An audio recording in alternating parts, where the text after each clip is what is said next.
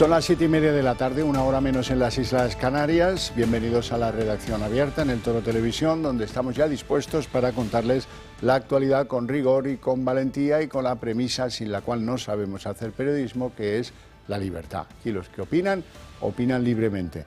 Bueno, ayer hubo una noche loca en la Comisión de Hacienda que reveló muchas cosas. Y me gustaría que nos contara sus conclusiones después de esa noche loca, don Jacobo Robato, que es diputado de Vox y persona que estuvo, dicen algunos de la oposición, no sé si usted coincide con ello, secuestrado en esa comisión tantas horas. Sí, absolutamente, coincido. La verdad que fue inaudito, además para sorpresa ya no solo de los diputados, sino de incluso los propios letrados, que era una situación completamente anómala en la cual pues una comisión se rinde a la voluntad del gobierno para precisamente pues para sacar sus corruptelas y sus pactos de debajo de la mesa por delante. Y la verdad que fue sorprendente. La historia, muy rápidamente, es pues que se pretendía armonizar el impuesto de sociedades, el tipo mínimo del impuesto de sociedades, y el gobierno, una vez más, aprovechó para meter ahí un paquete de impuestos que subían hasta pretender recaudar 4.500 millones extra, además del bolsillo de todos los españoles.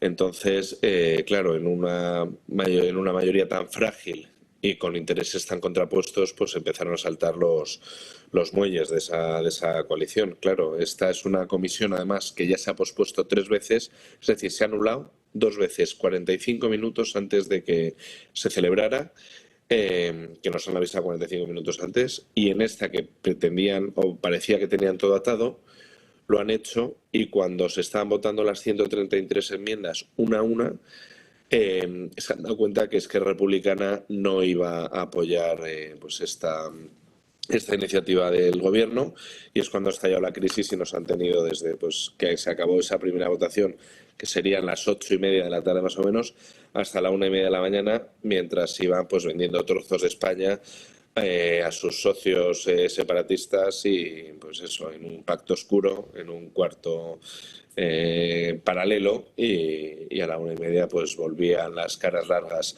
Por otro lado, también caras largas del Partido Socialista, sacando adelante, digamos, este inicio de tramitación de ley, que se verá de todas formas este jueves, donde les queda pactar finalmente con Podemos, si quieren sacarla adelante, y mantener vivos esos pactos, a mi juicio, frágiles que llegaron ayer. Tenemos todos la sensación de que el gobierno no quiere perder una votación más. ¿Es posible que se dilate esto más allá del jueves? Me pregunto yo. Y caso que no se dilate y se lleve a votación, ¿es posible que el gobierno pierda esta iniciativa fiscal? Claro, es que aquí es lo que pasa cuando bailas con el diablo, que crees que llevas el paso, pero realmente lo lleva él siempre. Entonces, aquí estás pactando con Junts y Esquerra Republicana, que no tienen absolutamente nada que ver entre ellos, y más allá del separatismo y del odio a España, que es lo único que les une, curioso sustrato común, ¿no? Y claro, unos quieren bajar los impuestos a las eléctricas, otros quieren subirlos, y no se puede sorber y soplar al mismo tiempo, ¿no? Que es lo que está pasando. Entonces el jueves se verá, porque queda pactar con Podemos, que no estaba en la comisión, dado que está en el grupo mixto, y el representante del grupo mixto en la Comisión de Hacienda es el del BNG. Entonces no pudieron llegar a un acuerdo ahí, pero este jueves, en principio, si lo llevan, lo veremos. Si no, lo retiran del Pleno también, que es una práctica habitual de este gobierno, que cuando va a haber una votación perdida, y esta particularmente, que es de pedir pasta a los españoles, pues no quiere que se vea otra vez esa vulnerabilidad. Pero vamos, lo que es inaudito es que se ha retrasado tanto con un fin de sacar algo adelante, y que estamos en el primer año de la legislatura y quedan en teoría otros 3. O sea, yo no sé cómo pretenden aguantar teniendo ya estos conflictos y teniendo que hacer estas negociaciones hasta estos inicios de viaje, ¿no? Con estos compañeros. En fin, eso es lo preocupante. Jacobo Robato, muchas gracias por trasladarnos tus impresiones de lo que tuvo lugar ayer, de esa noche loca y sobre todo cómo se va a proyectar. Hemos visto ya que tenemos un gobierno muy debilitado, mucho más de lo que muchos se imaginan y que a veces es imposible convencer a los del PNV y a los de Podemos a la vez o a los de Junts y a los de Esquerra a la vez, y en ese delgado equilibrio tú puedes estar en la cuerda floja mucho tiempo atendiendo todos esos requerimientos, pero cuando se trata de algo que tiene que involucrarlos a todos, se cae del alambre el equilibrista más afortunado. Muchísimas gracias, insisto, y te devolvemos a tus ocupaciones. Muchas gracias. Muchísimas gracias, os mando un fuerte abrazo. Un placer. Bueno, ahora quiero que vean qué pasó en esa noche loca, qué pasó en esa comisión de Hacienda que acababa de madrugada, en la que pues los que estaban allí presentes, y no todos son enemigos del gobierno, por ejemplo, el PNV también decía que se habían sentido secuestrados y que bueno, pues había muchas conversaciones, teléfonos ardiendo y muchos contactos de alto nivel con un Sánchez que está en Brasil y que no podía pues jugar a bombero mayor, pero que en cualquier caso ha trasladado una sensación de debilidad del gobierno como pocas veces se ha visto. Ayer se vivió una de las noches más interminables en el Congreso. Durante más de 8 horas se prolongó la votación de las enmiendas a la reforma fiscal del Gobierno, votación que se saldó con los socios de Gobierno divididos y quejas de secuestro por parte de la oposición. La Comisión de Hacienda comenzó a las 5 de la tarde y se interrumpió a las 8:30 antes de la votación definitiva, después de que el PSOE sufriera varias derrotas. Un receso que duró hasta las 11 de la noche y que para Aitor Esteban evidenció el desorden de la legislatura. Pasada la medianoche, tanto PP como Vox denunciaron el secuestro por parte de la Comisión de Hacienda con el único fin de bloquearla e intentar que el PSOE no perdiera más votaciones. Pero finalmente, y en el último minuto, los socialistas pactaron con Esquerra, Bildu y BNG sacar adelante el dictamen europeo que fija un impuesto mínimo del 15% a las multinacionales. El PSOE mostró su apoyo a esta ley a cambio de prorrogar el impuesto a la banca y a las energéticas un año más. Sin embargo, para Podemos esto solo es papel mojado y aseguran que no aceptan tomaduras de pelo.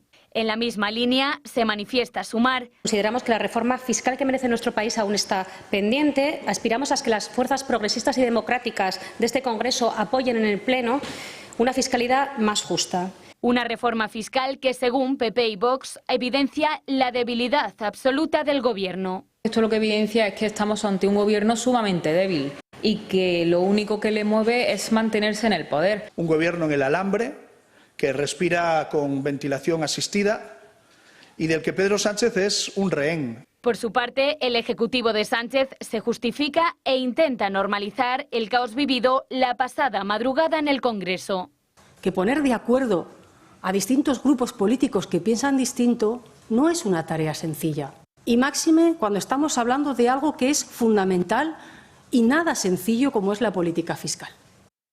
Bueno, pues ya veremos en qué queda todo eso. Vamos a ordenar nuestro recorrido informativo. Empezamos por un aumento de la tensión geopolítica más que considerable, que lo acusan así los mercados bursátiles del mundo entero, especialmente pues los de aquellos países más concernidos por la guerra de Ucrania, como son todos los mercados en Europa.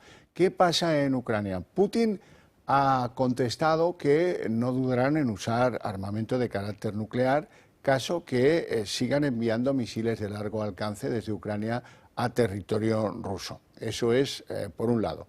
Por otro lado, Ucrania, después de que ayer fuera atacada dos ciudades ucranianas con misiles de largo alcance ruso, produciendo una veintena de muertos, entre ellos 2 niños, pues hoy ha enviado otro misil de carácter de largo radio a territorio ruso, y todo esto presagia pues un momento de miedo para todos, en el que da la sensación de que Biden se ha excedido autorizando el uso de estos misiles de largo alcance, en que lo que han hecho es desestabilizar. Se cumplen 1000 días de la guerra entre Rusia y Ucrania, 1000 días donde 1 millón de personas han fallecido, han resultado heridas, donde se ha puesto contra las cuerdas a Europa y a Estados Unidos y a la OTAN. Justamente hoy el ejército ucraniano ha lanzado sus primeros 6 misiles de largo alcance ATAK-MS de fabricación estadounidense en territorio ruso. Este lanzamiento se produce días después de que Joe Biden avalara el uso de este tipo de armas para atacar en Rusia. Estados Unidos apoya contundentemente la soberanía de Ucrania y su integridad territorial. Todos en esta mesa, desde mi punto de vista, deberían hacerlo también. Y por cierto, la invasión de Rusia ha llevado a los precios más altos de comida registrados. ¿Qué pretende Biden al permitir a Ucrania lanzar sus misiles balísticos sobre Rusia? Una decisión que dará mucho de qué hablar, pues el momento de la reelección del expresidente Trump no parece casualidad. Estos misiles se lanzan también el mismo día que se conoce la aprobación de un decreto de Vladimir Putin que permite responder con armas nucleares a ataques de origen ucraniano. Rusia dice que ve las armas nucleares como un instrumento de disuasión de carácter defensivo y, de hecho, ya había anunciado esto a finales de septiembre, pero no se ha publicado hasta hoy, día de muchas coincidencias. No es difícil entender la geografía si las informaciones de la Casa Blanca son ciertas. Todas las capitales europeas están bajo amenaza. Nuestros misiles saldrían de Kaliningrado e impactarían en Berlín, Varsovia, la zona de los Balcanes, París, Bucarest o Praga. Por supuesto, también a las bases estadounidenses en Alemania. También le prestaremos atención a Gran Bretaña como enemigo tradicional. Una gran parte de la flota norte trabajará contra ellos. Gran Bretaña es vulnerable. Básicamente solo se necesitan 3 misiles y esta civilización colapsará. Con esta impactante amenaza en forma de vídeo, la televisión rusa habla sobre las potenciales represalias que podría tomar Vladimir Putin. Unas represalias en las que se visualiza una Europa arrasada. Por ello, ya no es raro ver imágenes como estas de reparto de folletos entre los ciudadanos europeos, donde instan a su población a estar preparados ante una posible guerra. Es el caso de Suecia, Finlandia o Noruega. ¿Y Sánchez? Pues Sánchez en Brasil paseando a pichona y interviniendo en el G20. Vamos a escucharle en directo. Un proyecto emblemático que se nutre de la larga y exitosa trayectoria de Brasil y de su gobierno con este tipo de políticas. Esta iniciativa va a permitir poner en contacto a países donantes con países receptores de esa ayuda que necesitan para implementar algunas de las políticas y las mejores prácticas recogidas en la alianza. Y me alegra especialmente porque España, que ha apoyado este proyecto desde el principio, se ha comprometido formalmente a formar parte de esta alianza con un compromiso financiero inicial de 850.000 euros para financiar y apoyar a su secretariado. Reafirmamos, lógicamente... Bueno, pues ya saben, palabras grandilocuentes, como si nos sobrara el dinero para apoyar políticas norte-sur, por lo que parece, por lo que cuenta Sánchez hoy. Nos vamos a Valencia. En Valencia hoy ha tenido protagonismo la visita de los Reyes. Los Reyes han querido estar 3 semanas después de la Dana y tener un contacto con los ciudadanos, que choca radicalmente con lo que se vivió en Paiporta poco después de la tragedia. Han estado en Chiva, han estado en Utiel y han estado también en Letur, que es de otra comunidad autónoma, de Castilla-La Mancha. Los valencianos que estaban expresando su cariño a los Reyes, sobre todo por la constancia, por haber querido volver, por demostrar que no los van a dejar solos. Hoy no han tenido para nada en cuenta que los Reyes iban acompañados pues por el presidente valenciano Carlos Mazón, ahí le ven, y por el ministro de Jornada, el ministro de Administraciones Territoriales, Ángel Víctor Torres. Bueno, visto esto, nosotros hemos querido... La Casa Real pues ha elegido también los lugares, no han querido volver a Paiporta, pero nosotros sí hemos querido volver a Paiporta, que es el lugar y las zonas colindantes como Alfafar, es el lugar donde tuvo lugar ese rechazo ciudadano a la visita de la clase política y también de los Reyes, hace 3 semanas, como les digo. En Alfafar se encuentra Gabriel Serrano.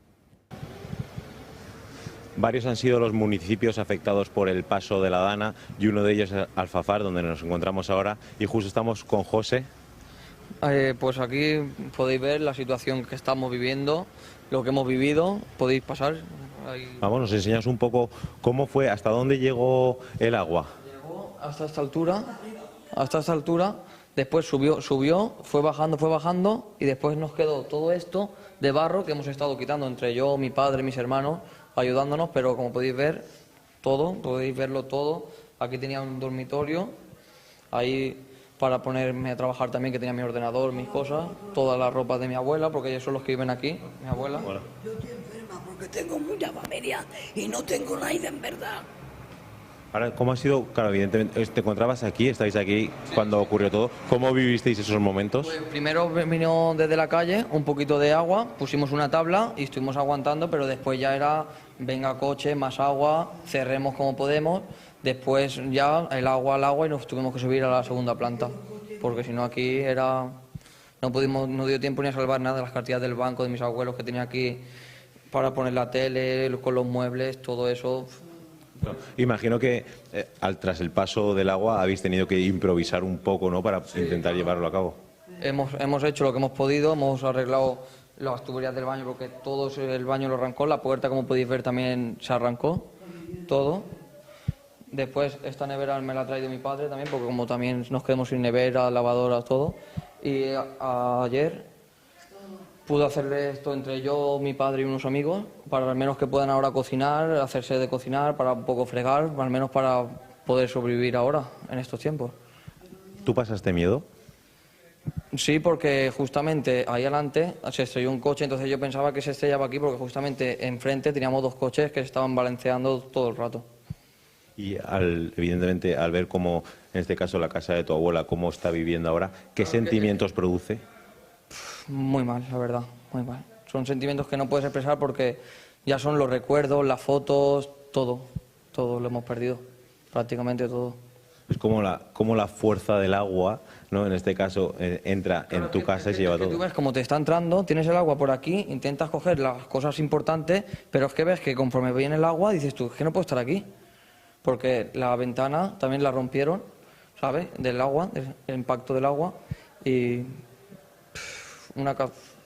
todo, como podéis observar, todo, lo hemos perdido todo, pero bueno, al menos podemos estar... ¿Cómo estáis, han pasado ya unas semanas, cómo estáis saliendo adelante? Pues ahora estamos con voluntarios que vienen a darnos así de comer, para la limpieza, y así seguimos. Porque el método de transporte... Yo trabajo, pero como he perdido también el coche, ahora tampoco hay metros para ir al trabajo. Entonces estamos ahora a la espera. Y evidentemente es muy complicado el saber qué va a pasar, pero tú personalmente, ¿qué esperas? Yo espero que nos ayuden, aunque sea poder formar una cocina en condiciones, los muebles en condiciones, aunque sea humildemente, pero tenerlo todo en condiciones. Una puerta, aunque sea para el baño, que nos ayuden en algo de economía, y si nos pueden ayudar en algún metro de transporte, autobuses o algo para el trabajo, también lo agradecería. Esto es una de las consecuencias de lo que ha provocado la devastación del paso de la Dana, de cómo el agua ha afectado en este caso pues a viviendas y sobre todo cómo está afectando a vidas humanas. Y el presidente valenciano, Carlos Mazón, ha fichado al teniente general del Ejército de Tierra, Francisco José Gam Pampols, para que asuma la nueva vicepresidencia para la recuperación económica y social después de la Dana en Valencia. Ya saben ustedes que esa Dana produjo una destrucción masiva de cientos de miles de coches, de viviendas y sobre todo de algo irreparable. Más de cerca de 220 víctimas mortales. Las funciones del militar de Francisco José Gam Pampols van a ser diseñar un plan de recuperación y coordinar las labores de reconstrucción en las zonas afectadas de las diferentes administraciones. Bueno, pues vamos a verlo. Él es el teniente general del Ejército de Tierra, Francisco José Gam Pampols, el nuevo vicepresidente para la recuperación de la Dana, una vicepresidencia creada para centralizar la recuperación de la provincia de Valencia. Ya anunció su creación Carlos Mazón en su comparecencia el pasado viernes. Y la función de Gam Pampols a partir de ahora es principalmente la de elaborar un plan de recuperación de las áreas afectadas por la Dana. Importante también liderar, organizar y coordinar a los distintos departamentos ayuntamientos del Concejo que vayan a participar en la reconstrucción de las comarcas dañadas. Él va a tener todo el poder al mando. Además, el teniente general ya retirado tendrá la gran responsabilidad de diseñar un plan de protección destinado a enfrentar posibles desastres naturales que, de nuevo, puedan representar un riesgo para la población. Pero, ¿quién es realmente este general con tan buena reputación? Francisco Javier Gampampols nace en Figueres en 1958 y en el 75 ingresa en la Academia General Militar de Zaragoza, desde donde poco a poco va ascendiendo en puestos. En 2009 le designan como director de la Academia General Militar y en 2013 asesor del segundo jefe del Estado Mayor del Ejército. Ese mismo año se convierte en director del Centro de Inteligencia de las Fuerzas Armadas y no es hasta 2016 cuando le ascienden a teniente general. En cuanto a las misiones de paz en distintos países, tiene una importante trayectoria, desde jefe de operaciones en la misión de Naciones Unidas en Bosnia y Herzegovina, pasando por el jefe del Estado Mayor Operativo en la Brigada Multinacional Oeste en Kosovo, hasta ser nombrado jefe del equipo de reconstrucción provincial en Kuala Lumpur, Afganistán. Como ven, un amplísimo currículum militar le avala, donde no se quedan fuera tampoco las condecoraciones. Gran Cruz del Mérito Militar, Gran Cruz de la Orden del Mérito de la Guardia Civil, de la Real y de San Hermenegildo, entre otras muchas. Bueno, y ahora vamos a ver algo curioso, y es que unos pocos militantes del PSOE y otros pocos militantes del PP han decidido ir juntos a Bruselas con una denuncia contra el gobierno de Sánchez y contra el gobierno valenciano de Carlos Mazón. Esta denuncia ha sido presentada ya en el Parlamento Europeo y tiene la peculiaridad de que actúa contra los dos gobiernos con responsabilidades en la DANA y las suscriben tanto militantes del PSOE como militantes del Partido Popular. Bueno, y hasta aquí la actualidad, lo que toca a la DANA y las consecuencias de la DANA. Vamos a hablar un poco de la droga. Hay una novedad bastante gorda, una novedad para escalofriaros, para que entendáis que hay que actuar en esto de la droga porque nos entra de todas formas, nos entra de todas maneras y nos entra con unos medios que a veces a uno lo dejan turulato, porque dices, bueno, ¿y qué más tienen estos de los narcotraficantes, no? Hoy tengo que hablaros de los narcos del cielo. Los narcos del cielo son unos que están en la tarea de meter, mediante aviones privados, cocaína en la península. Y como vais a ver, pues disponen de todo tipo de medios, tanto casas como dinero en efectivo a las puertas y otros medios, por ejemplo, esos aviones con los que manejan la droga desde el cielo. De momento han sido detenidos 25 personas, de los cuales 19 han sido detenidos en España. Ahí vean el efectivo, en fin, en uno de los cuarteles generales de esta organización. Como les decía, 19 han sido detenidos en España y otros 6 en Portugal, porque al parecer la voluntad de los narcos del cielo era meter droga tanto por España como por Portugal. Bueno, pues eso, o actuamos pronto o esto será como Sinaloa, un día complicado. Y dejadme que, visto lo de la droga, dejadme que os haga una recomendación que tiene que ver con el Club de Amigos del Toro Televisión, y es que si queréis que vuestras ideas se extiendan más rápidamente por España, pensaros en la conveniencia de apoyar a un medio de comunicación como este, con el que compartís tantas y tantas cosas, tantos y tantos anhelos y tantos principios éticos. ¿Cómo hacerlo para darse de alta en el club? Pues simplemente una llamada al 91 616 2464 y en 5 minutos eso queda resuelto. Desde el club me piden que os recuerde que tienen prevista una conferencia con la arquitecta Carmen Espejel el día 21 a las 7 de la tarde y que el día 29, viernes, a las 8:30 de la tarde, vamos a estar en Murcia. Vamos a llevar a Murcia los debates en libertad, con unos invitados excepcionales. Van a estar en el encuentro José Ángel Antelo, el magistrado Javier Borrego, el periodista Luis del Pino, que dirige las mañanas en Radio Libertad, y el presidente de esta casa, Julio Ariza. Y también quiero recordaros que en el Club de Amigos tienen a disposición la lotería navideña. Quiero que veáis el número por si os gusta. Hay dos maneras. Una es pasar por aquí, comprarlo, adquirirlo, y la otra es adquirirlo a través de las redes sociales del Club de Amigos, con lo cual no hace falta acercarse a estas instalaciones que están en Madrid, sino que por las redes del CUD Amigos podéis haceros con algún décimo sin mayor dificultades de cualquier lugar de España. Bueno, y dicho esto, nos vamos a ir a publicidad y luego vamos a abrir la mesa de análisis político.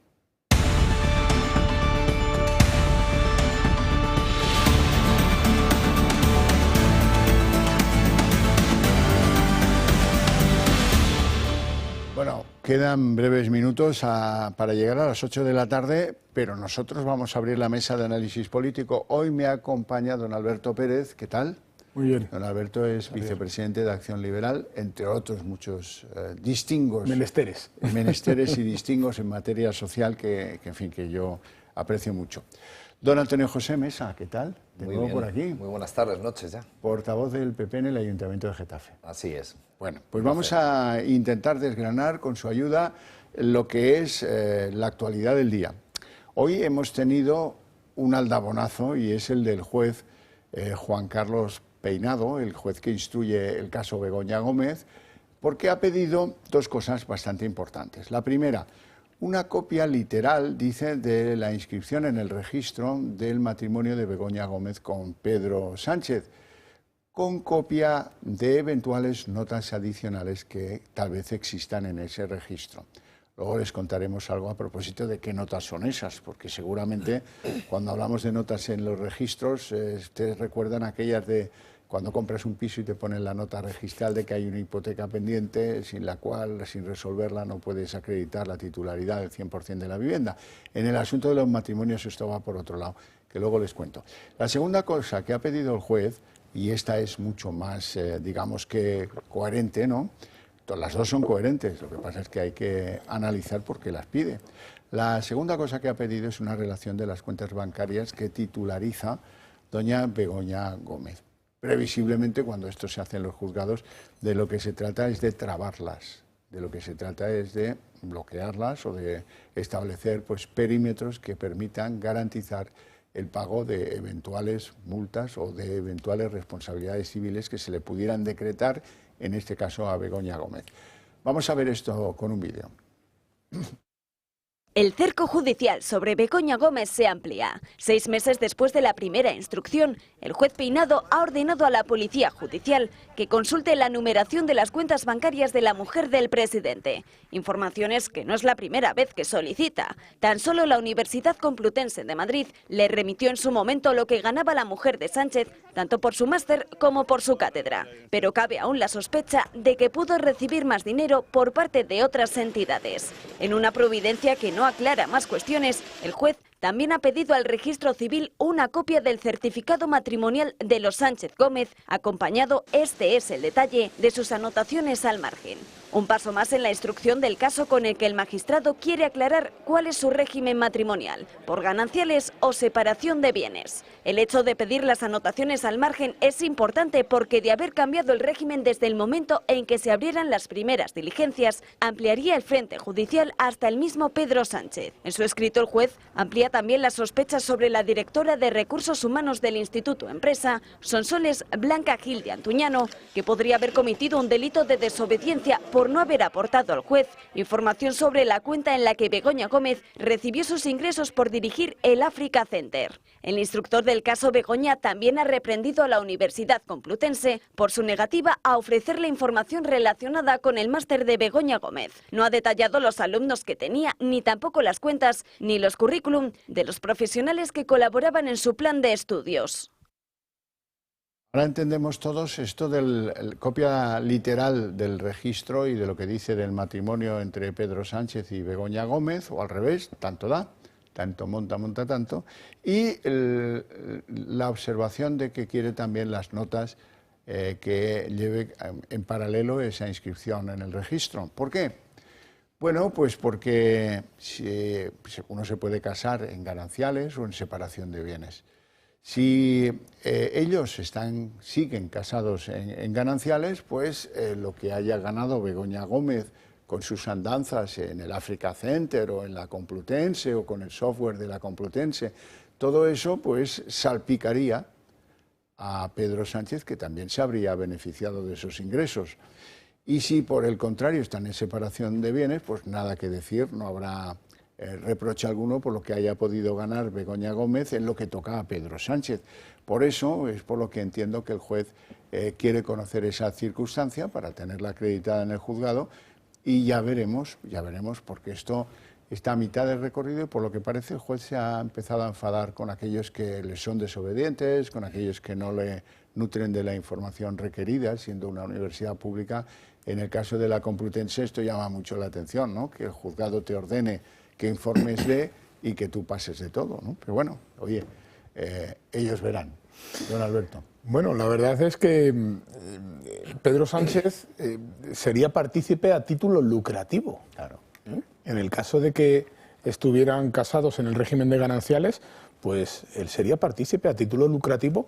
Si nos suena esta frase que acabo de decir, es el motivo por el cual Pedro Sánchez llegó al gobierno de este país, cuando el Partido Popular fue condenado, no penalmente, sino como partícipe a título lucrativo de las fechorías de unos señores corruptos. Parece ser, según lo que he podido leer en el Congreso, declaró el señor Sánchez que él estaba en régimen de separación de bienes. Por lo tanto, como acabas de exponer brillantemente, Xavier, pues no estaría afectado efectivamente o afecto por estas supuestas imputaciones o supuestas fechorías. Pero parece que el cerco se va estrechando. El cerco ya le va quedando poco. Y es que, claro, cuando un juez solicita información y se le niega, y no se le niega directamente a Begoña, sino se le niegan las personas que han trabajado para Begoña o incluso que actualmente todavía trabajan para Begoña, pues lo normal es que el juez diga, oiga, ¿usted qué está haciendo? ¿Me está negando a mí la información? ¿A mí, que soy el juez, que soy la autoridad en este caso, que puedo solicitar esa información? Pues ¿quiere nada, decir con ello, vamos don a buscar Alberto, en las cuentas. que usted también se cabrearía? Yo me cabrearía muchísimo, como está el juez peinado, y con razón. Yo creo que el cerco está más que estrechado, ¿no? Yo creo que, bueno, la señora Begoña Gómez es una de tantos de los que rodean, pivotan al presidente del gobierno. Hay que recordar que su hermano también lo tiene imputado al que fue su secretario de organización y mano derecha, el señor Ábalos. O sea, es todo un pozo de basura y de corrupción. Y bueno, es en línea a que no dan nunca explicaciones por nada. No hay transparencia. Intentan boicotear sus declaraciones ante el juez. Va a la Asamblea de Madrid en una comisión de investigación, a la señora Begoña Gómez no da explicaciones. Si alguien no tiene algo que ocultar, yo creo que audo y veloz, ¿no? Se apresura para dar todas las explicaciones posibles. Y más. Y por lo menos, como dicen, la mujer del César no solamente tiene que ser buena, sino parecerlo. Y en ese sentido, yo siempre me hago la misma pregunta. ¿Esta señora se dedicaba antes a estos menesteres, a estos negocios, antes de ser la mujer del presidente del gobierno? No. Una persona puede dirigir una cátedra sin tener una mínima formación o una licenciatura, en este caso, como parece ser que no tiene la señora Begoña Gómez. Es que es tan... Ya no desde el punto de vista de lo penal, que por supuesto y se tendrá que dirimir y ver, pero desde el punto de vista de lo ético, de lo moral, de lo estético, de quien se le presume que no solamente tiene que ser honrado, sino parecerlo, desde luego deja mucho que desear. No, y espero que... el juicio popular está hecho. No, y sobre todo, aquellos que llegaron al gobierno bajo la burda excusa de acabar con la corrupción, hoy la corrupción cerca a la Moncloa en todo su ámbito familiar, en su entorno del partido, y bueno, cada día es conocer una noticia sobre otra, a cuál más grave o más fuerte. Y lamento mucho lo que ha ocurrido además, ¿no? Por supuesto por las desgracias humanas, por todo lo que ha ocurrido en Valencia, pero es verdad que no debemos olvidar estos casos de corrupción que se están produciendo en el seno del gobierno, porque parece que ahora las noticias y todo el mundo estamos fijados en nuestros compatriotas, en aquellos que peor lo están pasando en Valencia, pero es muy importante que los medios de comunicación, tan importante como esta casa, no desatendamos de ninguna de las dos cosas, de Eso las es. víctimas de Valencia y de las víctimas de la corrupción del mundo relativo a Pedro Absolutamente, Sánchez. porque es el dinero de todos, no es magia, son los impuestos de todos los ciudadanos que le cuesta a todo el mundo conseguir, a través de su esfuerzo, a través de su trabajo, levantar la persiana todos los días para pagar estos impuestos que parece ser que luego van a la familia. A inventos de los que está el juzgado. Los juzgados están ya a rebosar de casos que tienen que ver con el sanchismo, por decirlo amablemente, o lo más educadamente que se me ocurre hoy. Alberto Núñez Feijóo ha llegado a esbozar una teoría bastante pintoresca, según la cual, bueno, pues la debilidad, después de ver lo que pasó ayer en la comisión del Congreso, esta que acabó a altas horas de la madrugada, buscando un acuerdo imposible con las diferentes tribus o cávilas que dan apoyo a Pedro Sánchez, pues dice que el gobierno tiene razón Feijóo, el gobierno da unos signos de debilidad más que obvios, más que evidentes, quizás los más graves desde que se puso en marcha el gobierno de Pedro Sánchez, al amparo de crear nuevos impuestos. Unos quieren una cosa, los de Podemos, los del PNV quieren otra, los de Junts quieren otra, y eso, pues claro, cuando se trata de una bilateral para conceder cosas a Cataluña, ningún problema. Cuando se trata de una bilateral para ceder cosas al PNV, no hay ningún problema. Pero, amigo, cuando se trata de organizar más impuestos, todos quieren meter la cuchara y todos quieren impedir que el BBVA salga afectado, o que Repsol salga afectado, o que CaixaBank salga afectada. Y esa es la verdadera esencia de las dificultades que sufre el Gobierno en la Comisión de Hacienda. Y ya hemos hablado antes que eso conoceremos probablemente el jueves. No descarten que se vuelva a aplazar esa comisión, porque al Gobierno le va a resultar muy complicado. Pero, como decía, Feijóo desarrolla una teoría según la cual Sánchez se aferra a la Moncloa porque ya hay un inconveniente nuevo, que es que no quiere perder su condición de aforado. Él ha dicho que él va a seguir adelante, haya presupuestos o no, imputen a su mujer o no, ya está imputada. Él ha dicho que de ahí no le saca a nadie, ¿no? Pero yo no puedo más que confirmar que el proyecto de Sánchez no es gobernar, es estar en el gobierno. Yo comprendo que el señor Sánchez, sin estar aforado, con su mujer que tiene que ir al Palacio de Castilla y ya lleva 4 delitos acumulados, con su hermano que está en un juzgado de Badajoz. Bueno, ¿comparten esta preocupación o creen que lo del aforamiento no le preocupa? No sé si es exactamente el aforamiento, pero sin duda alguna el señor Sánchez no gobierna o está en el gobierno para gobernar, porque no ha gobernado en ningún caso, y si ha gobernado, lo que ha hecho en su acción gubernamental ha sido protegerse, prostituyendo instituciones, colocando a sus amigos y palmeros, todos con carné del Partido Socialista, en aquellas instituciones donde históricamente han sido absolutamente independientes a los gobiernos, a los distintos gobiernos que hemos tenido en los 40 años de democracia.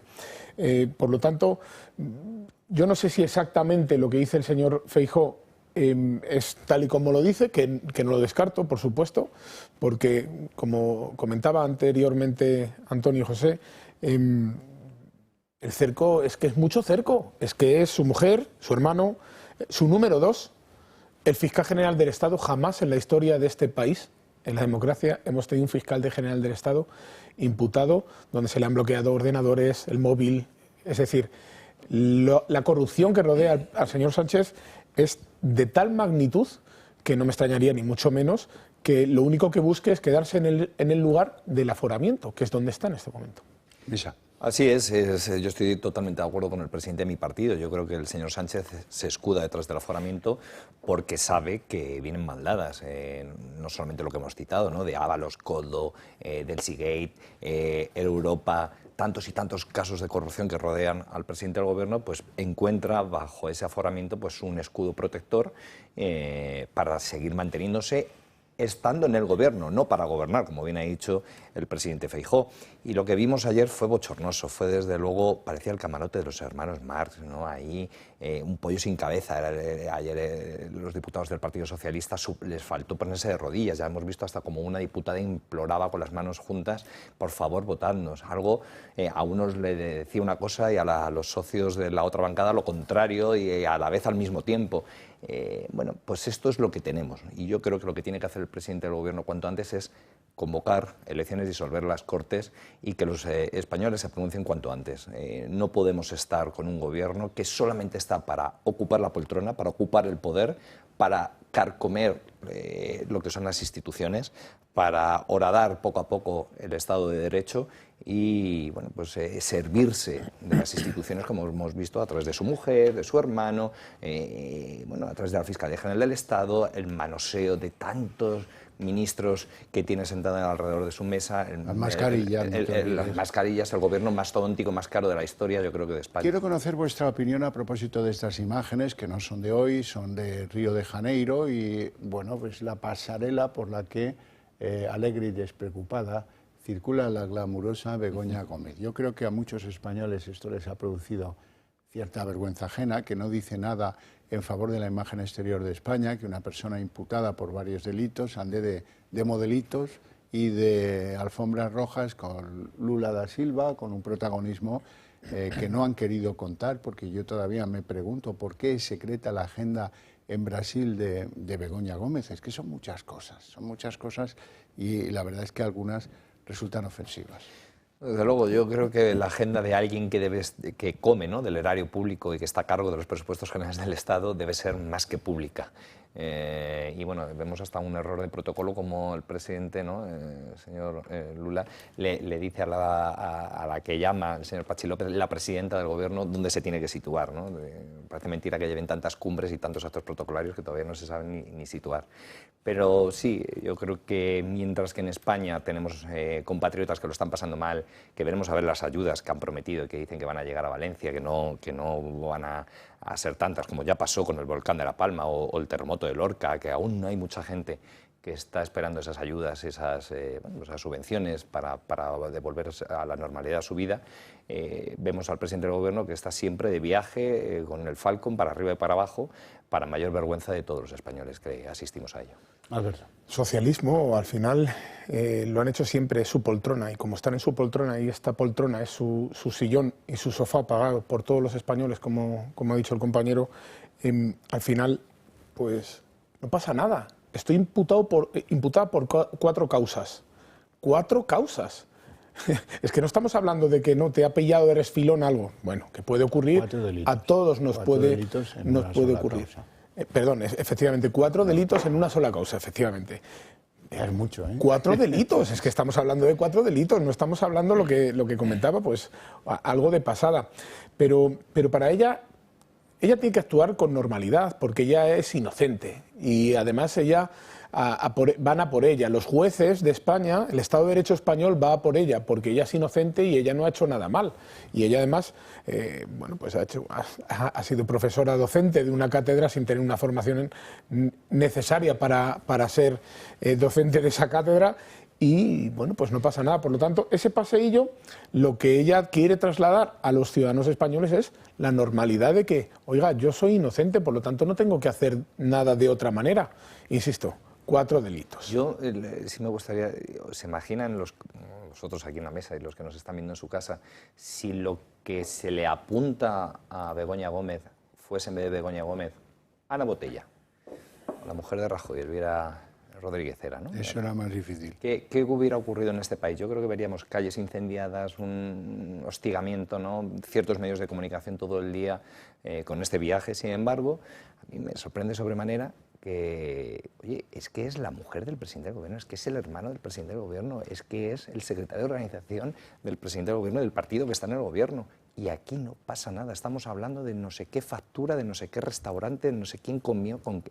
Oiga, que estamos hablando de casos de corrupción, de dinero de todos, que nos siguen subiendo los impuestos, que nos siguen friendo impuestos este gobierno para sus dispendios, para vivir como si fuesen ricos desde lo público, diciendo que van a ayudar al pueblo, pero viven contra el pueblo en sus medidas. Vemos cada vez que a la gente le cuesta más llegar a final de mes, vemos como la cesta de la compra nos cuesta a todos los españoles un ojo de la cara, la gasolina, etcétera, y sin embargo esta gente sigue viviendo como si fuesen ricos de verdad, a costa del erario público y a costa de los impuestos de todos los ciudadanos de este país.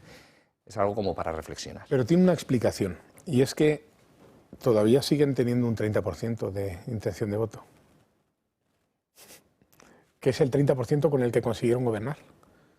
Es que si mañana hay elecciones, a lo mejor todavía siguen saliendo. No ganando las elecciones, porque no las ganarían, evidentemente, pero podrían gobernar. Si se siguen juntando con los Frankensteins, con los partidos de derechas históricamente catalanes y vascos, que es lo que han hecho, Junts y PNV, podrían volver a gobernar. Por lo tanto, como comentaba en mi anterior intervención, ancha es Castilla. Oiga, yo soy inocente hasta que se demuestre lo contrario. Y eso es así. Eso es así, aunque tenga 4 delitos, imputación por 4 delitos en este momento. Pero como todavía tengo el 30 o el 31 o el 29, no el 36 o el 38 que le daba su amigo Tezanos esta semana, sí. Pero el resto de encuestas, digamos, ronda el 29, 30, 31, que es lo que le dio el gobierno. El gobierno con 31%. Por lo tanto, no le está pasando factura a la izquierda su corrupción o la presunta corrupción que tiene toda la familia alrededor. De momento, mañana pueden venir las condenas. Sí, bueno, las condenas siempre tardan en este país y además no siempre nos dejan satisfechos, pero en cualquier caso esas cosas cambian a enorme velocidad.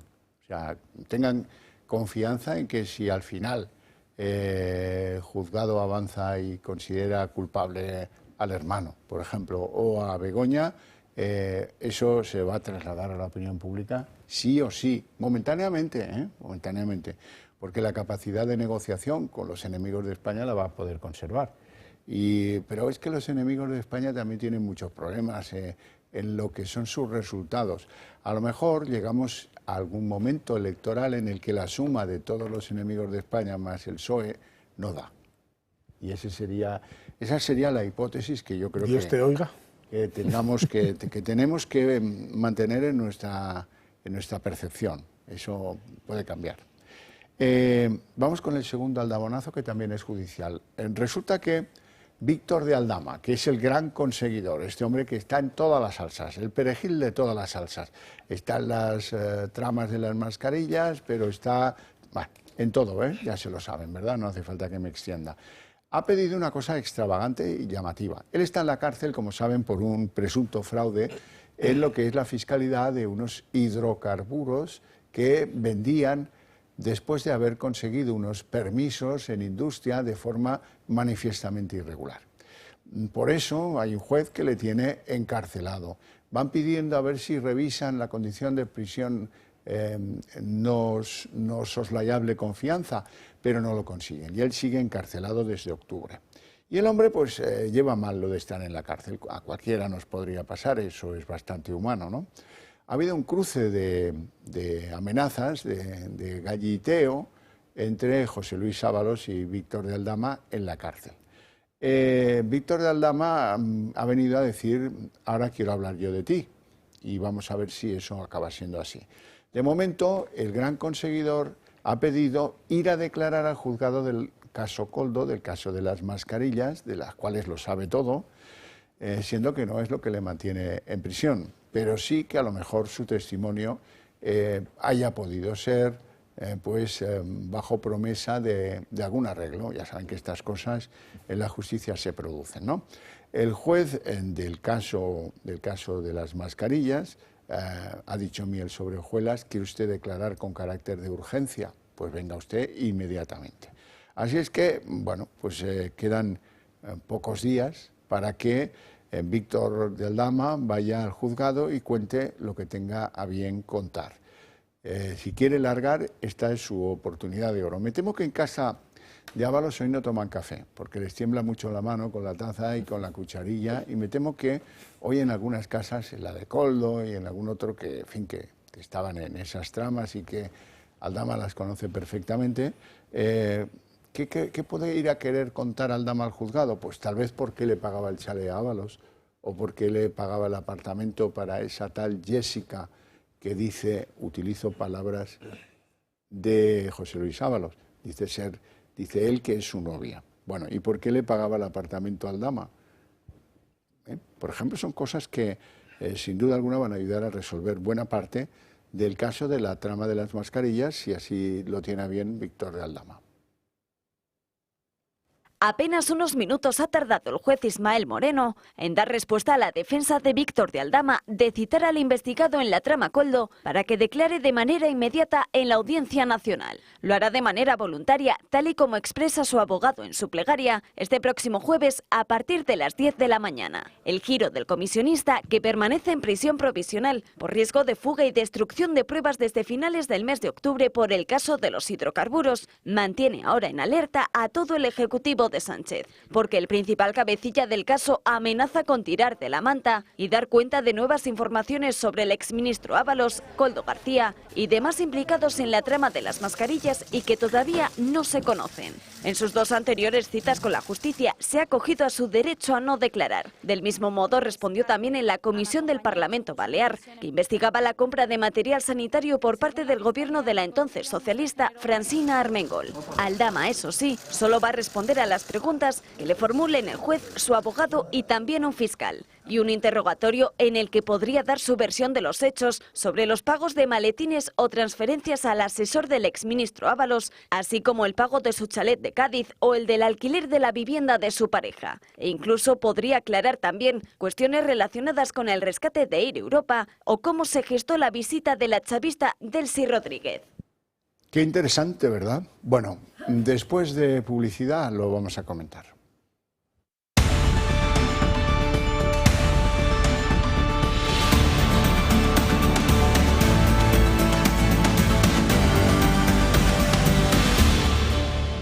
¿Va a cantar Aldama? No va a cantar Aldama. Si no va a cantar, ¿para qué pide una comparecencia urgente y extraordinaria en el juzgado? Bueno, ahí le van a esperar. Lo vamos a saber enseguida, pero ¿qué opináis? Yo creo que la cucharilla en el café le tiembla no solamente al señor Ábalos, sino yo creo que también al señor Sánchez, ¿no? Hay que recordar que el señor Aldama se refería al presidente del gobierno como el uno, y él negó que lo conocía hasta que un periódico de tirada nacional pues sacó una fotografía de este señor en compadreo con el presidente del gobierno. Bueno, y ese señor acompañó a Begoña Gómez a San Petersburgo, que nadie sabe por qué, en función a qué, con el de Air Europa, y en fin, tiene una historia muy larga. Como bien decía Xavier, es el perejil de todas las salsas, sí, sí. Es la X en todo. Entonces yo creo que están muy nerviosos no solamente el señor Ábalos, sino también en Moncloa. Y yo espero que, bueno, pues al final la necesidad sea virtud y que este pufo que tiene de 180 millones de euros, ¿no?, por el tema de los hidrocarburos, pues bien sirvan también para tirar de la manta de otros muchos casos que los españoles estamos ansiosos de conocer y saber, y sobre todo de puras responsabilidades. Alberto. No solo ha salido de viaje con Begoña y tenemos fotos que publicó cierto medio de comunicación nacional, sino que además asistía a los mítines del Partido Socialista y estaba en segunda o tercera fila, que son filas normalmente reservadas para personal o con cargos... VIPs del partido. Efectivamente, o cargos electorales, digamos, o diputados y demás, o, como tú dices, VIPs del partido o personas con cierta relevancia dentro del Partido Socialista, Popular, Vox, me da exactamente igual, porque esto lo hacen todos los partidos. Y hay vídeos donde se ve a este señor, al señor Aldama, en la segunda y en la tercera fila. ¿Cómo llega usted ahí? No conoce a nadie, o sea, ni a Pedro Sánchez mucho menos, ¿no? Bueno, yo creo, si me pongo en la piel del señor Aldama, ¿para qué va a testificar voluntariamente? ¿Qué tiene que decir que no haya dicho ya en las anteriores testificaciones que ha hecho? Pues evidentemente va o busca una mejoría en su condena, en su futura condena, o busca limpiarse un poquito como estrategia para poder acusar, porque al final, si él colabora con la justicia, también está consiguiendo una ayuda en el caso, penitenciaria, o incluso poder reducir su pena en el momento adecuado. Entonces, bueno, yo estoy muy expectante. Si tú has solicitado al juez una declaración de manera voluntaria es porque algo tienes que decir. Eso está claro. Y abierta, porque dice que va a contestar al juez, fiscal, efectivamente, y a su abogado. Es decir, ya evidentemente sabemos las preguntas que va a haber, o saben ellos él sabe las preguntas que va a ser a la que le someterá su abogado.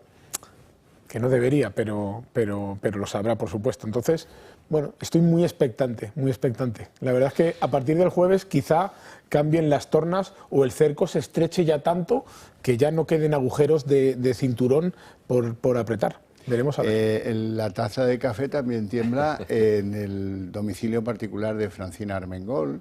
También tiembla en la antesala del ministro Ángel Víctor Torres, que fueron grandes compradores de las mascarillas en tiempos de pandemia, con dinero público, que luego las tenían arrinconadas porque no servían para nada, en dependencias de los gobiernos tanto balear como canario.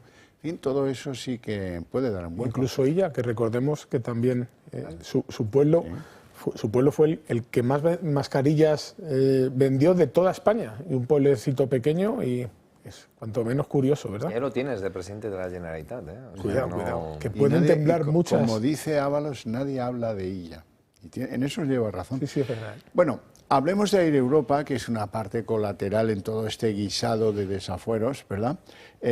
Hoy hemos sabido que Air Europa desvió dinero de las ayudas recibidas para soportar la compañía en tiempos de la pandemia al Club Deportivo Estepona, que es un club de fútbol en Málaga, que es propiedad de Pepe Hidalgo, el fundador de la aerolínea y el hombre fuerte de esa compañía. Esa entrega monetaria al Club Deportivo Estepona se produjo después del rescate de la SEPI. Y es que la aerolínea firmó un patrocinio con el equipo de fútbol adquirido por la familia, así todo queda en casa, por una cantidad muy superior a la que le correspondía por esa categoría. Hizo un contrato de patrocinio digno del Real Madrid, poco más o menos, y con eso pues supongo que se desvió el dinero de Air Europa al Club Deportivo Estepona. Bueno, por cierto, y volviendo al tema de las mascarillas, hay que contar que el Partido Popular denuncia un posible fraude fiscal de 163 millones en la compra de mascarillas. El secretario de Estado de Hacienda no aclara si la agencia tributaria ha investigado algo de estos expedientes sobre los que alertan los populares, y por lo tanto pues ahí hay otro partido que jugar, porque bueno, pues si esto de las mascarillas compradas con dinero público no ha suscitado el interés de la agencia tributaria, pues oiga, como decía aquel en el fútbol, Rafa, penalti y expulsión, porque esto no tiene sentido alguno. Alberto. Bueno, pues el dinero público no es de nadie, Xavier. Ya. Entonces, si el dinero público lo utilizamos para rescatar a una empresa y además ese rescate va 5 veces más rápido que lo habitual de este tipo de rescates, cuando ha habido rescates por parte del Estado, la SEPI, y luego ese dinero se va, cambia de mano, pero entra las dos manos en el mismo bolsillo, que es la familia Hidalgo al final, que son los dueños de Air Europa, pues bueno, autocontratación, bueno, esto podría ser un porrón de delitos, pero al final, yo lo he dicho ya en esta mesa, este es el tercer tema que tocamos, y los 3 temas tienen que ver con la corrupción que envuelve al Partido Socialista, al partido gobierno de este país. Y sus amigos, porque Air Europa son sus amigos. Evidentemente, tú no haces este conglomerado de, bueno, pues este rescate por la vía rápida único en España. Jamás se ha dado un rescate con esta magnitud y con esa velocidad. ¿Para rescatar a quién? Pues a un amigo. Pero es que resulta que ese amigo después, para quitar el dinero, patrocina un club deportivo que también es suyo, es de su familia Hidalgo también. Por lo tanto, al final, oye, si acabas de ser una empresa privada en este país, es rescatada por el gobierno con dinero público de todos los españoles, ¿esa empresa no tiene unos límites? Sí los tiene. Es decir, tú no te puedes gastar el dinero que te acaban de dar para rescatar a tu empresa en lo que tú quieras. Es que $500.000 de euros, 480.000 euros en 2 años, lo que se iba para Estepona, lo que se ha ido para Estepona. Entonces, $500.000 de euros de los españoles al final ha acabado en un club privado. Si lo hubiera hecho la derecha, como antes ha dicho Antonio, imaginémonos cómo estaría en las calles. Pero es que es la izquierda la que ha rescatado una empresa privada, que encima esa empresa privada, con el dinero del rescate, ha beneficiado en este caso a otro club privado en las mismas manos de la familia. Cuidado, ¿eh? Cuando decimos que los socialistas no apoyan a la familia, yo creo que es algo que deberíamos corregir. Hay que corregirlo, porque no hay nadie que más apoye a la familia. Lo hemos visto en los seres de Andalucía, eran todos o primos o hermanos colocados, enchufados. Lo veo en mi ayuntamiento también, que tienen a primos, a hermanos, a amigotes, todos son de la familia. Y lo que vemos es que si tú eres agraciado de ser un miembro de esa familia, en este caso socialista, si eres el agraciado de ser cercano o en parentesco nada más y nada menos que al presidente del gobierno y su entorno de Moncloa, pues eres beneficiado. Y es lo que estaba diciendo Alberto, es decir, al final con el dinero de nuestros impuestos, con el dinero de nuestro esfuerzo, de nuestro trabajo, se están forrando, y lo digo así de claro, unos cuantos sinvergüenzas que aprovechan que sus amigotes están en el poder para beneficiarse. Y si no, generamos un entramado, véase, de que compro un club privado o compro cualquier otra sociedad para que al final ese dinero con el que me han ayudado a rescatar, que yo creo que si yo monto un negocio, cualquiera de los que estamos aquí montamos un negocio y nos va mal, no va a venir Pedro Sánchez a rescatarnos nunca a nuestra empresa. Sin embargo, oiga, cantidades millonarias, astronómicas, ¿para qué o para quién? ¿Y qué se consigue con ello? Que al final se genere una red clientelar y una red de entramado empresarial donde siempre son beneficiados los mismos. Luego entiendo también la desazón y la desafección que hay en muchos españoles cuando ven que estas cosas se producen sin ningún tipo de castigo ni judicial ni mediático, porque pasa así de puntillas, y gracias a casas como esta que tocáis estos temas, pero en las grandes parrillas a nivel nacional no se habla tanto Broncano. Con lo cual... Broncano la que les estamos dando nosotros con estos casos de corrupción. Eso sí que es una bronca, sí, no bronca, no. Por cierto, antes, Alberto, tú suscitabas cómo es posible que el Partido Socialista a estas alturas de la película siga teniendo un 28, cerca del 30% de voto asegurado, que votarán a Sánchez ciegamente, ¿no? Bueno, pues es que hay una preocupación, y esa preocupación es crear escenarios en los que te deban algo un colectivo importante, sea gente joven con los 400 euros, sea las ayudas de no sé qué, o sea lo que sea. Hoy el Consejo de Ministros ha dado un paso en lo que es la expectativa futura de 1 millón de personas y su posible voto. Algunos llegarán a tiempo, depende de cuándo sean las elecciones, llegarán a tiempo pocos, muchos o todos. La cuestión es que se trata de agilizar una serie de cambios legales que hagan posible regularizar una inmensa cantidad de inmigrantes como ciudadanos residentes, legales y muchos de ellos con derecho a voto. 1 millón es el cálculo. Vamos a verlo. El Gobierno de Sánchez ha aprobado en Consejo de Ministros una reforma del Reglamento de Extranjería que permitirá regularizar a 900.000 inmigrantes. Con esta reforma se reducen plazos y trámites, se simplifican procedimientos, se eliminan duplicidades y se dan mayores garantías y rigor jurídico. Así lo ha señalado la ministra Elma Saiz en rueda de prensa. Entre sus novedades se reduce de 3 a 2 años el tiempo de permanencia en España necesario para acceder a las figuras de arraigo. Se establece que todos los visados tengan una duración inicial de 1 año, se refuerza la protección para los trabajadores de temporada y se mejora la reagrupación familiar. Y mientras el Gobierno sigue dando luz verde a regularizar inmigrantes, en España se siguen batiendo récords de llegadas.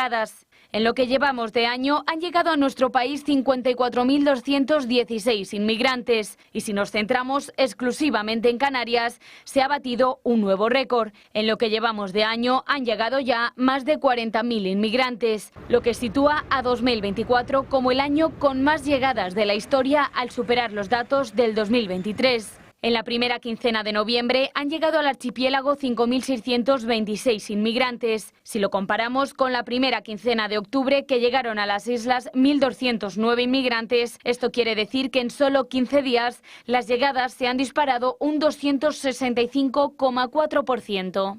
Por su parte, Fernando Clavijo, mientras espera una solución para Canarias por parte del Gobierno, volverá a Bruselas esta misma semana para expresar la situación límite que están viviendo las islas.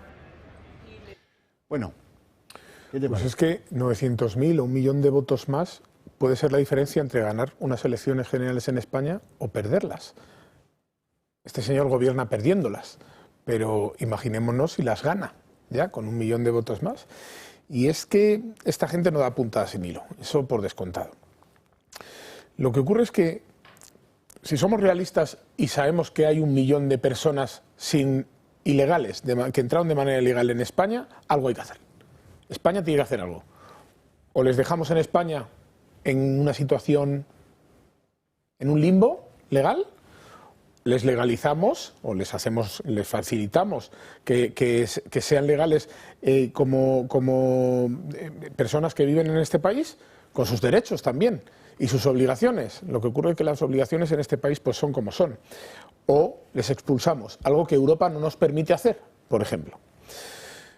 Pero claro, hemos pensado o alguien ha cuantificado en el gobierno que dentro de 3 años, cuando haya 1 millón de españoles más, la mayoría no cotizantes, usando los servicios públicos de nuestro maravilloso estado del bienestar, ¿estos van a colapsar? ¿Alguien ha pensado en eso? Porque ya están complicados nuestros servicios públicos. Muchas de estas personas no articulan una sola palabra de español. Es decir, tendrán, pese a que tengan una situación regular dentro de unos meses, porque se lo facilite el gobierno de turno en este caso, les va a ser muy complicado encontrar un trabajo. ¿Y cómo van a sobrevivir estas personas? Con una paga, con un subsidio. Por lo tanto, nos enfrentamos a una situación muy complicada para el resto de españoles. No hablo ni de racismo ni de xenofobia, no.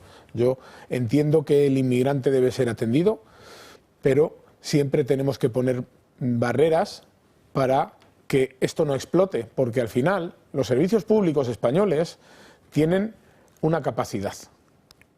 No hablo de que atiendan solo a los españoles como algunas personas dicen, no.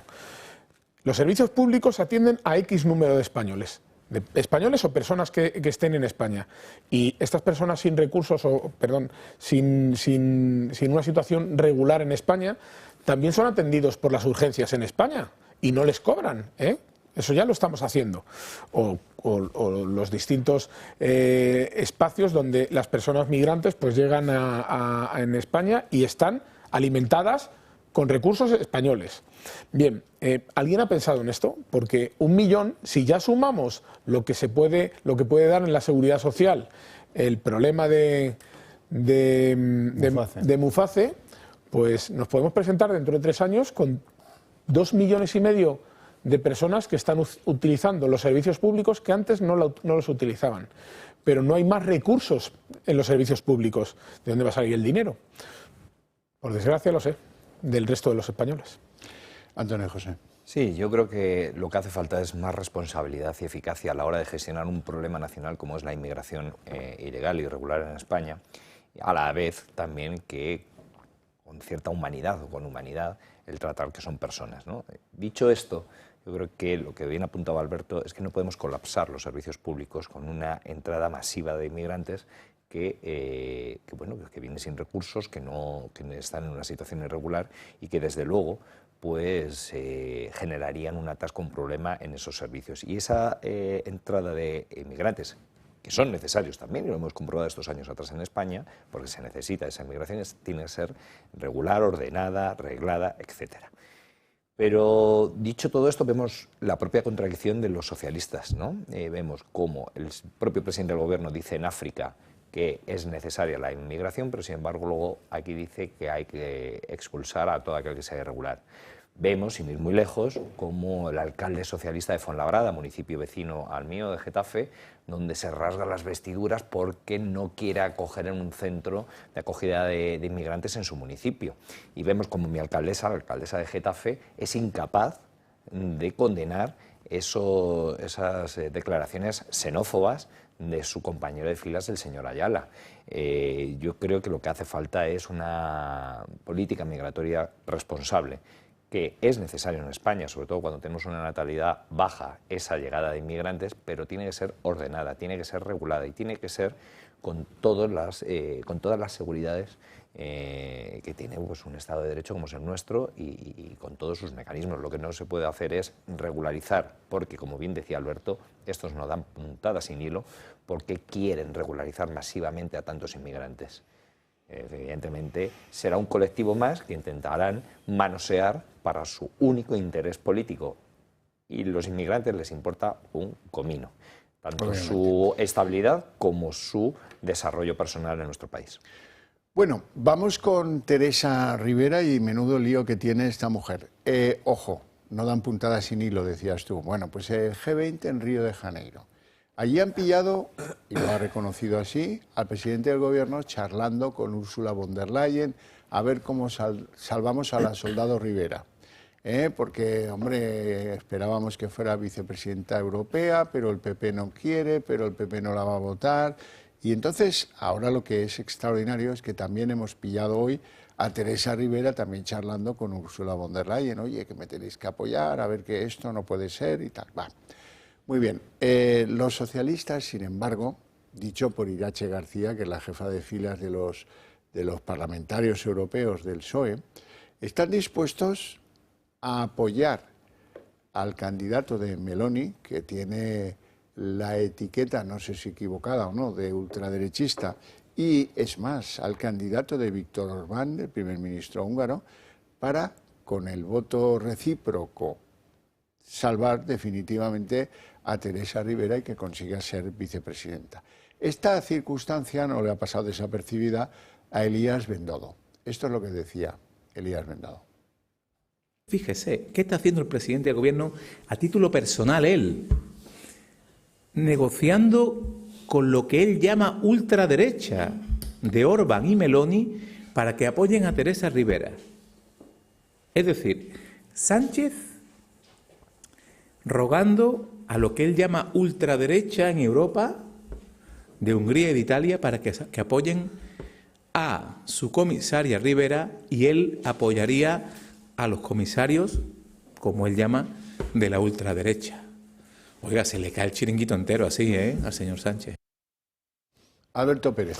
Bueno, pues yo tenía aquí guardado, que he visto hoy en las redes sociales, un tuit o un post del Partido Socialista, el Partido Socialista Nacional, el día 28 de mayo de 2024, a las 9:06 de la noche, con una foto de Giorgia Meloni, y dice: estos son los fascistas con los que quiere pactar Feijóo en Europa.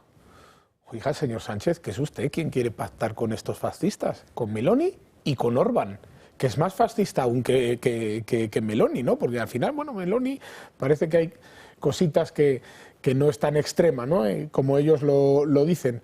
Pues oiga, ¿en qué nos aclaramos? Nos vamos a aclarar si los fascistas pactan con Feijóo, que no lo han hecho, o pactan con el señor Sánchez. Lo que ocurre es que, por salvar a la soldado efectivamente, como bien dice Xavier, el objetivo es que la soldado Rivera tenga su silla y mande. Llegue a la playa y llegue, sea efectivamente. vicepresidenta.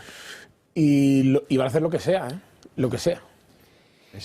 ¿Es permisible que un país de la categoría de la importancia como es España ayude o apoye, ¿no?, a una ministra que ha salido corriendo, y nunca mejor dicho, en una hecatombe, una catástrofe como la Dana en Valencia, que ni siquiera ha pisado un centímetro cuadrado de barro ni ha bajado al terreno para preocuparse por nuestros compatriotas, por nuestros vecinos de esa comunidad autónoma que peor lo están pasando? Y tenemos que apoyarla como país a que la señora Rivera consiga pues sus objetivos, ¿no?, de conseguir ese asiento en el gobierno de la Unión Europea. Y no sé, a mí no me sorprende para nada que esa falta de escrúpulos que han demostrado siempre el Partido Socialista de pactar con los bildoetarras, con Esquerra Republicana, con quien haga falta, con tal de sumar para conseguir sus pretensiones, tanto en España como en Europa. Y si tienen que pactar con la ultraderecha, aunque luego nos critiquen, aunque luego ellos lo van a hacer con tal de salvar a Rivera. Bueno, mañana veremos qué tal le va a Teresa Rivera en el Congreso, donde tiene prevista una comparecencia para explicar qué hizo o qué no hizo su ministerio en la Dana de tantos lugares, no solo de Valencia. No tenemos tiempo para más, lo vamos a dejar aquí con mi agradecimiento a estos dos caballeros por su presencia y por sus opiniones y a ustedes por su interés y su atención, pero para ustedes tengo premio. A la vuelta de publicidad, el día en 30 minutos.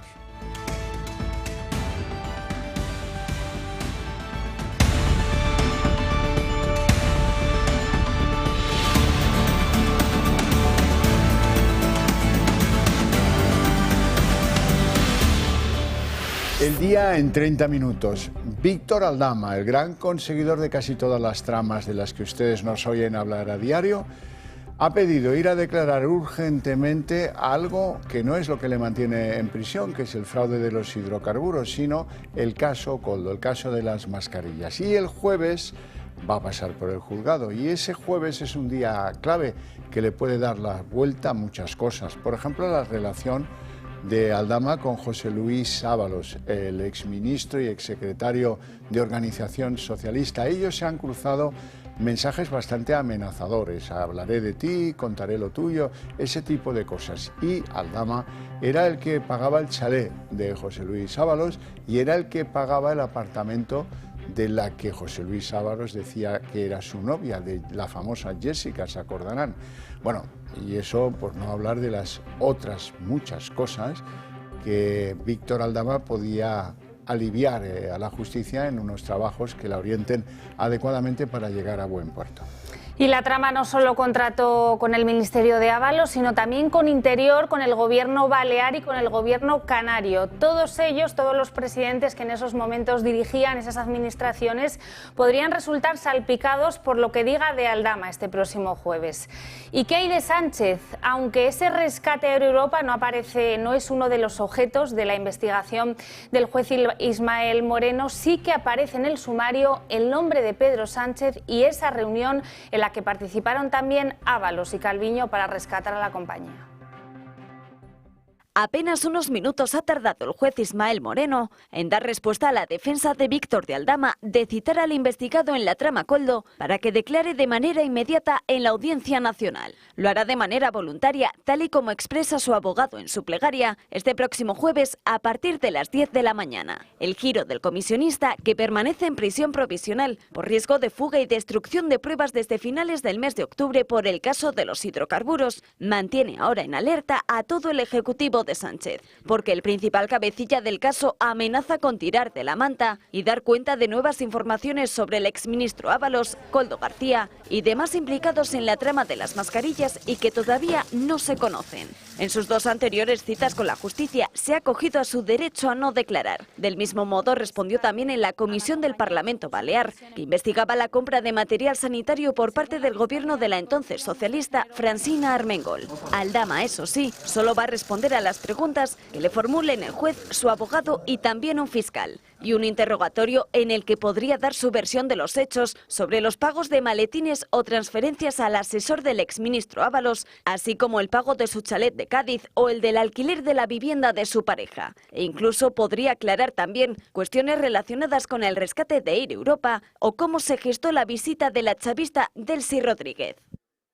El líder del Partido Popular, Alberto Núñez Feijóo, después de ver el show que hubo ayer en el Congreso, en la Comisión de Hacienda, negociando en extremis, en esa situación de debilidad, las medidas fiscales que el Gobierno quiere imponer y que no comparte ni siquiera con Sumar, resulta que ahora cree que Pedro Sánchez demuestra una agonía legislativa y también una agonía judicial. Tanto es así que el jefe de la oposición ha llegado a sugerir hoy que si no disuelve las Cortes, si no convoca elecciones generales, es porque Sánchez no quiere perder el aforamiento y porque el Gobierno depende de una serie de personas, dice Feijóo, que en estos momentos están en la cárcel o muy cerca de ellas.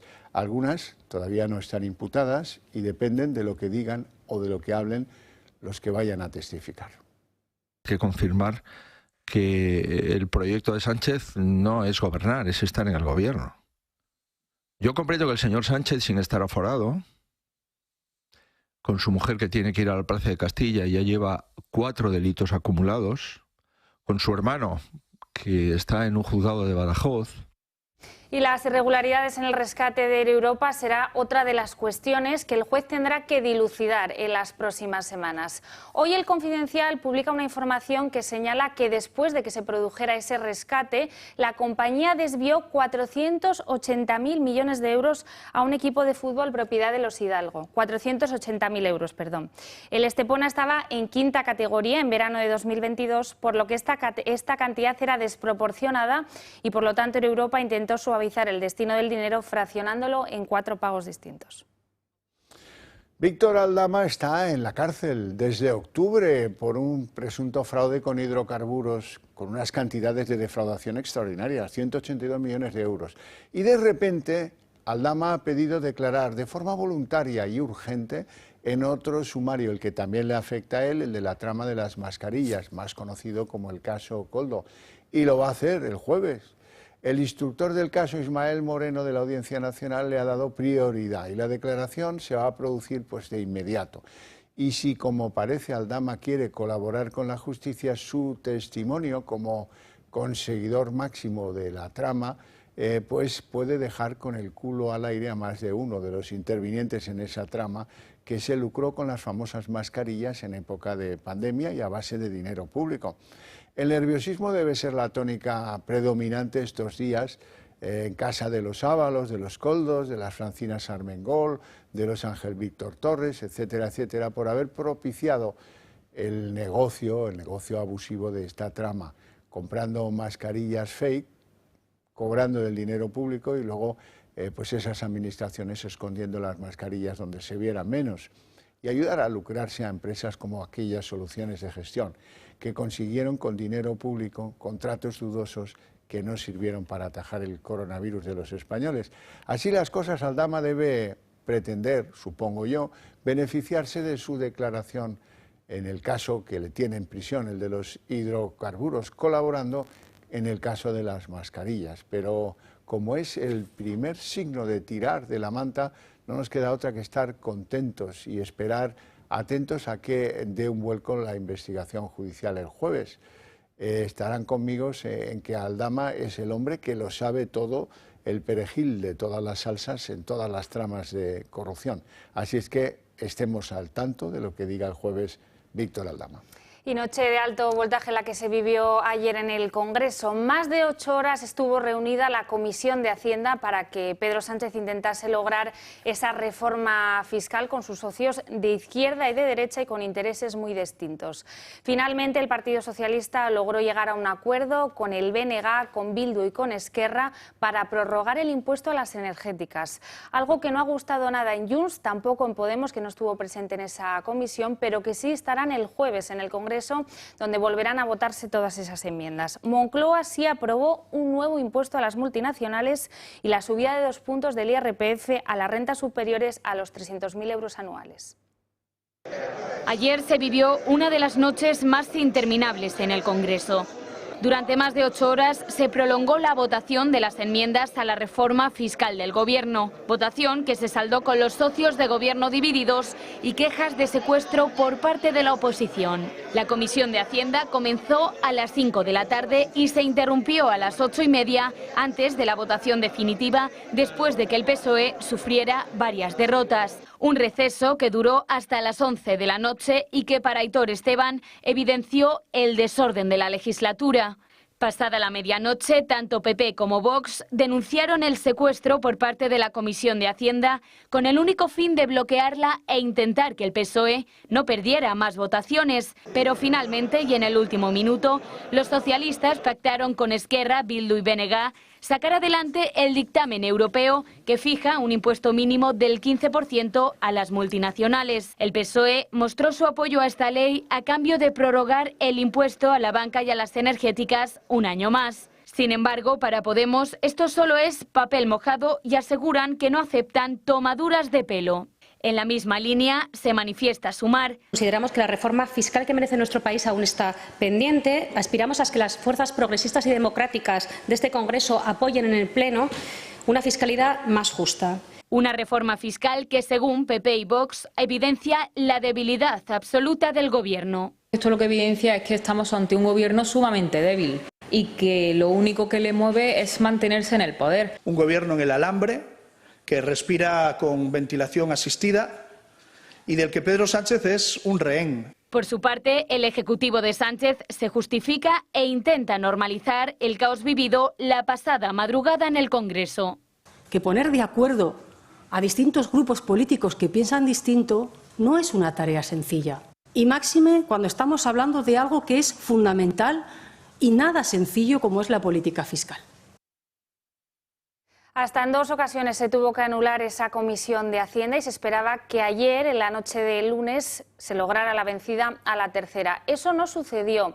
Nos lo ha contado esta tarde la redacción abierta Jacobo Robato, uno de los diputados de Vox que estuvo presente. Él ha contado cómo después de que se empezaran a votar todas esas enmiendas, más de 130, se dieron cuenta de que Esquerra iba a votar en contra y se puso el contador a cero. Y cuando se estaban votando las 133 enmiendas una a una, se han dado cuenta que Esquerra Republicana no iba a apoyar pues esta iniciativa del Gobierno, y es cuando ha estallado la crisis y nos han tenido desde pues, que se acabó esa primera votación, que serían las 8:30 de la tarde más o menos, hasta la 1:30 de la mañana, mientras iban pues, vendiendo trozos de España a sus socios separatistas y pues eso, en un pacto oscuro, en un cuarto. Los reyes de España han querido trasladar a los vecinos de 2 de los municipios de la zona cero de La Dana, Chiva y Utiel, su afecto y su constancia en el apoyo a los damnificados. Don Felipe y doña Leticia han acudido también a Letur, el Albacete, en la Comunidad de Castilla-La Mancha, para mostrar su compromiso con la continuidad de las ayudas a las víctimas. Así lo han vivido algunos de los vecinos de esas localidades. Muy emocionante, ellos nos han saludado, nos han cogido las manos, vamos, ha sido súper emocionante. Justo la mujer que teníamos al lado le ha contado a la reina un problema que tenía y de su marido, que era guardia civil, y la reina inmediatamente ha cogido a una persona que tiene pues cercana y le ha traído para que le resuelva el problema. He saludado a la reina y me ha chocado la mano y le he dicho si me podía hacer una foto con ella, me ha dicho que sí. Porque representa a España, no es un político, es una persona que viene a ver al pueblo y como tal he bajado. El presidente valenciano Carlos Mazón ha fichado al teniente general del Ejército de Tierra Francisco José Campampols para que asuma una nueva vicepresidencia en su gobierno que se dedique a la recuperación económica y social de la Dana en Valencia. Como saben, las funciones de este nuevo alto cargo de vicepresidencia de la recuperación económica y social son el diseño de un plan de recuperación y la coordinación de las labores de reconstrucción y de las ayudas que lleguen de diferentes administraciones a las zonas afectadas.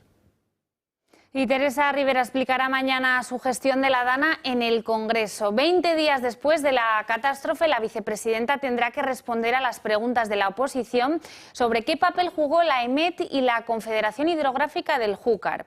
En el calendario de los populares esta fecha está especialmente señalada porque de ella depende el apoyo a su candidatura en la Comisión Europea.